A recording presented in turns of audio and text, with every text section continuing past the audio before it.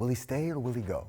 That's the question that's been asked about Chris Paul since the moment he was traded to the Thunder in a blockbuster deal for Russell Westbrook and draft compensation.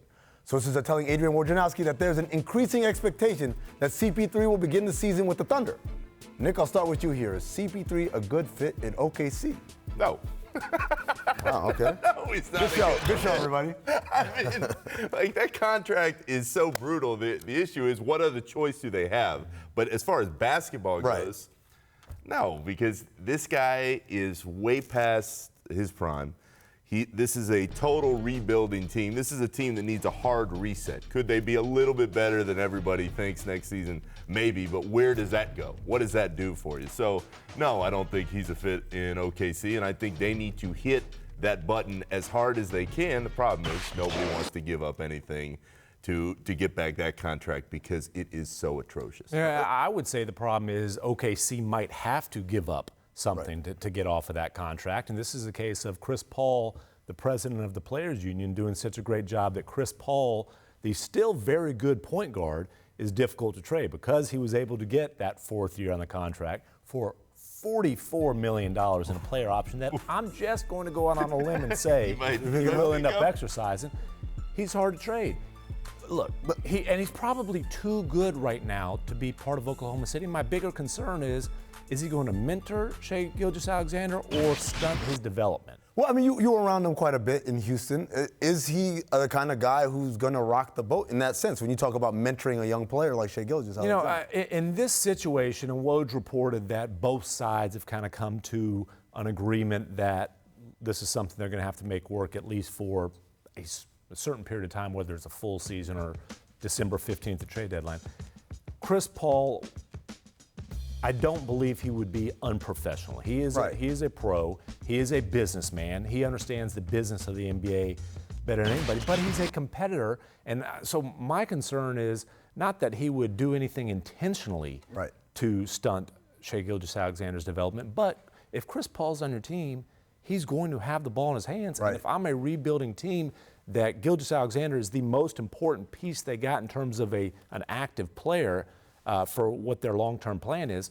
I want him learning on the job, ball in his hands, trial and error, and not necessarily learning by watching. Let me push back on both you guys for a second. Can we get that full screen back up with the rosters, with the roster for the Oklahoma City? Call me crazy. That's not a bad team. Hey. You guys are saying match the reset button. That's a good team right there. Gallinari played great last year. Steven Adams, I'm excited to see what he'll be like playing with a guard like Chris Paul. Schroeder is an effective scorer off the bench.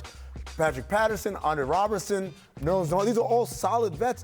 I'm not saying this is like a home court advantage or even a playoff team, but it's definitely it's not like playing the Grizzlies where it's like, oh, that's right. And so what's the worst case scenario for a rebuilding team?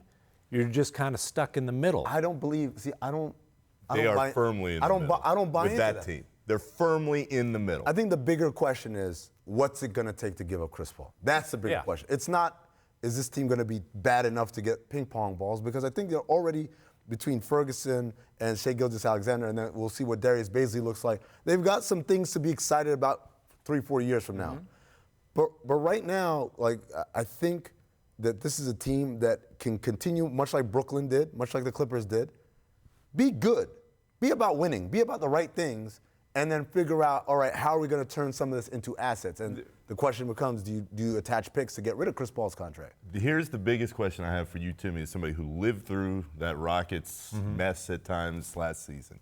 Is Chris Paul, he's a pro, but is he well-liked enough in the locker room to think that he can go to a new situation and be that mentor that they would need him to be in OKC? Well, look, and let me say this. As much tension and friction as there might have been in Houston, they had the best record in the league after the All-Star break. So let's not act like this was just a situation that was, oh my gosh, he's good. What a total disaster. Chris Paul, when he's healthy, and he's going to miss 20-plus games a year, when he's healthy, Chris Paul is no longer a superstar. He's still a very, very good player. And again, the mentor thing, I don't think he would be opposed to that. And you know, he's gone.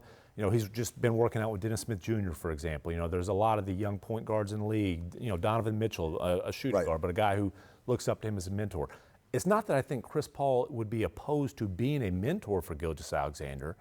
It's just I want Gilgeous-Alexander running the team, running the offense. I want him to kind of feel what it's like to be a franchise cornerstone this year. And with Chris Paul on the team, I don't think he would have those opportunities. You want him out of the classroom and into the field. Exactly. Thanks for watching ESPN on YouTube. For more sports highlights and analysis, be sure to download the ESPN app. And for live streaming sports and premium content, subscribe to ESPN+.